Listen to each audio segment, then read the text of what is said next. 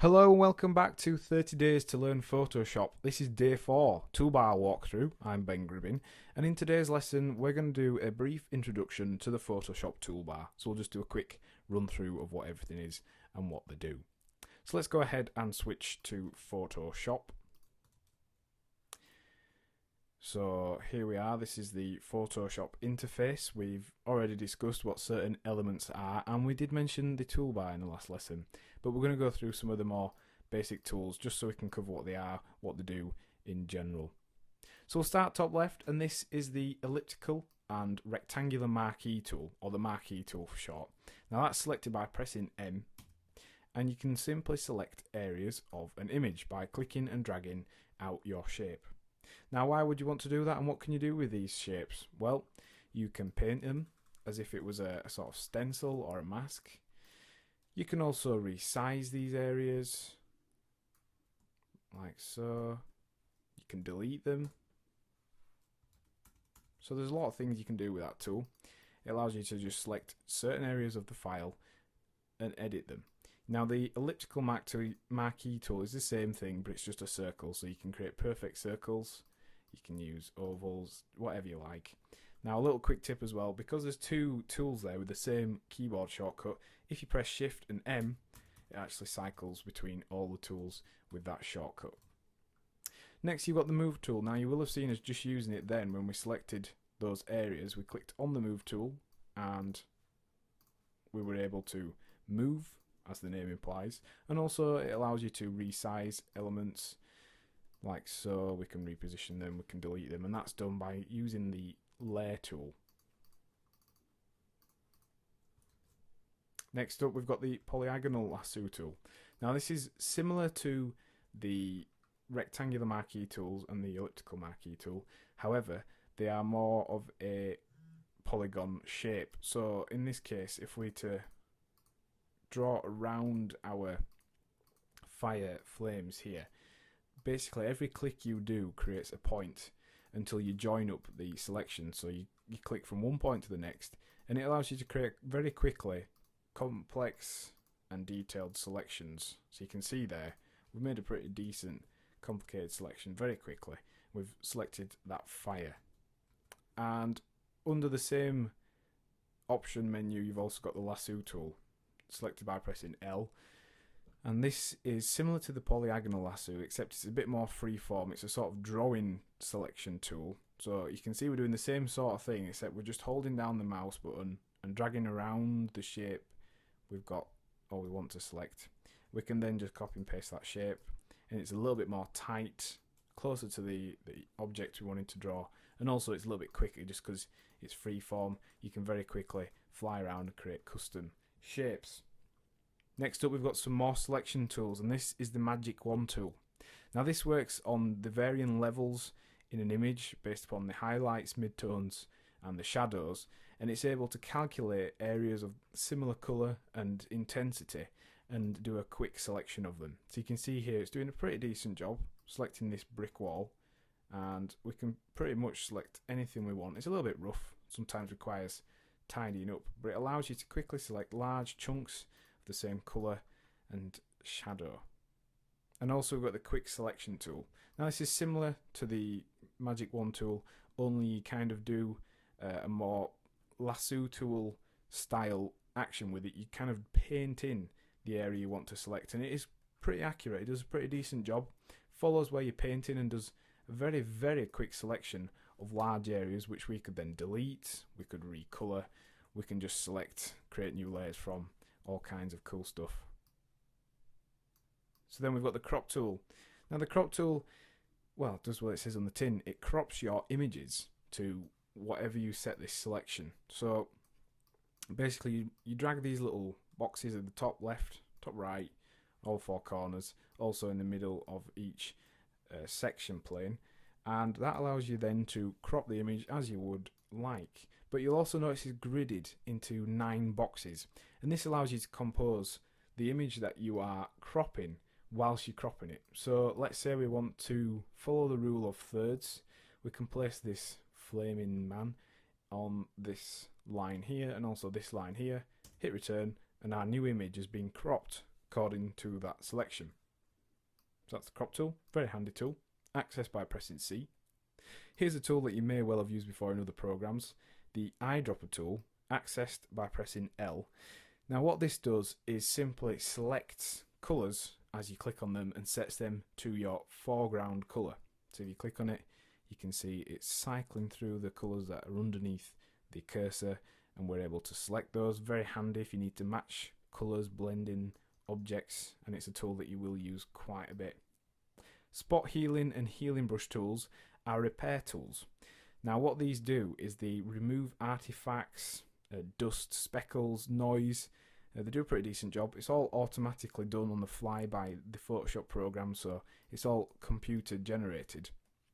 If we just go ahead and select a source, we're able to actually go over areas and repair them. So it does a pretty decent job here of removing these flecks of oil. We could perhaps remove some of these brick joins and things like that. So it's a great way of taking old photographs, completely repairing them, and just being able to repair any damaged folds, creases, tears, anything like that once you've scanned them in. The spot healing brush does a similar sort of thing, except you don't have to define a source for where you're repairing your image from. You just literally paint, and Photoshop does its best job possible of trying to repair the area that you have set. So if we try and remove those oily bits there, it does a pretty good job of removing them by calculating what's around that area without those images and artifacts.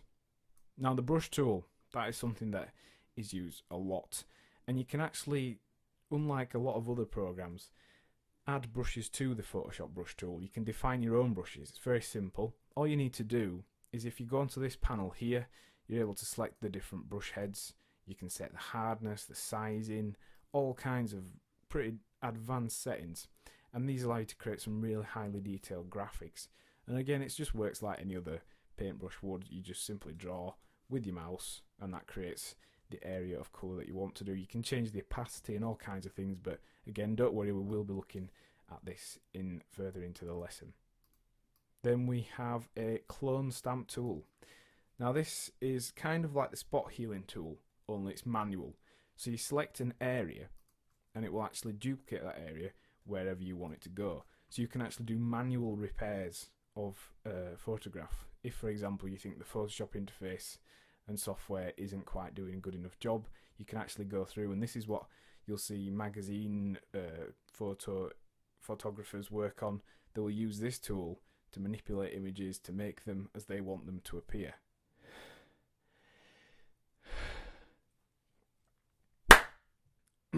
So that's the clone tool. Very good tool, very handy.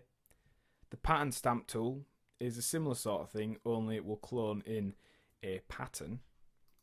And then we've got the history brush tools and art brush tools. Now the history brush does basically what it says on the tin.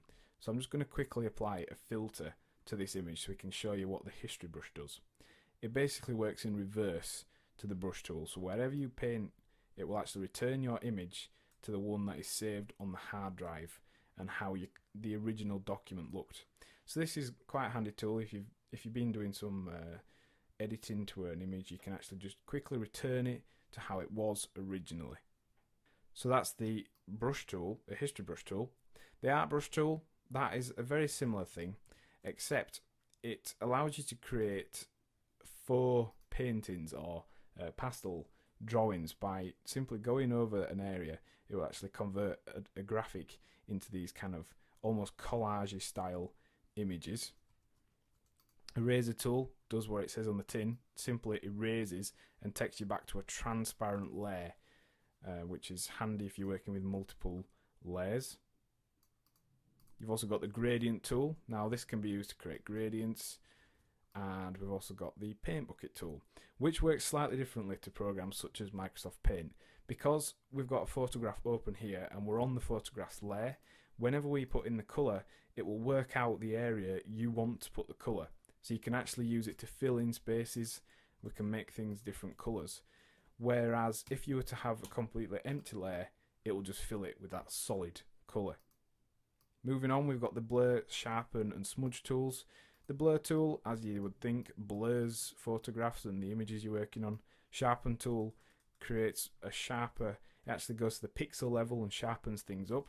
And the smudge tool allows you to smudge certain elements underneath the brush. You can literally just pull them backwards and forwards as you wish. So let's just try that now. Look, you can see it's quite heavily smudging it there, but if we were to turn down the strength, it would be a more subtle smudge. So we can use that to manipulate images.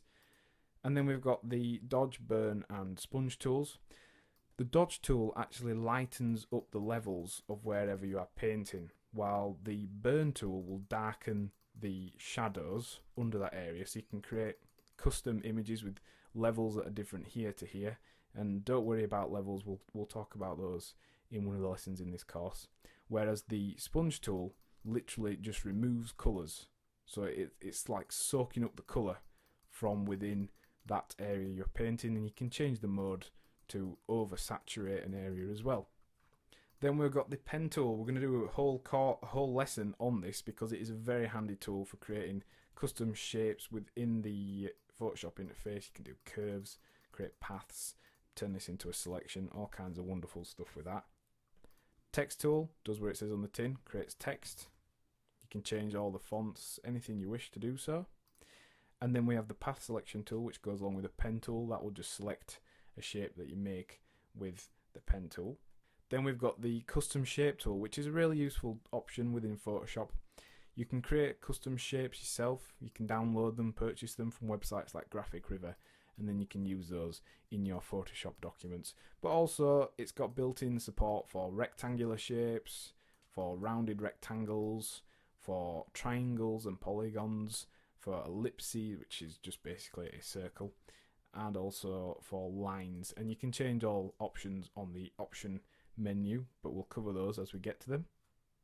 And then finally we've got the pan and zoom tool, which we've already covered in the previous lesson, so you should know by now that those are for zooming in and out, as well as moving around an image together with the navigator panel.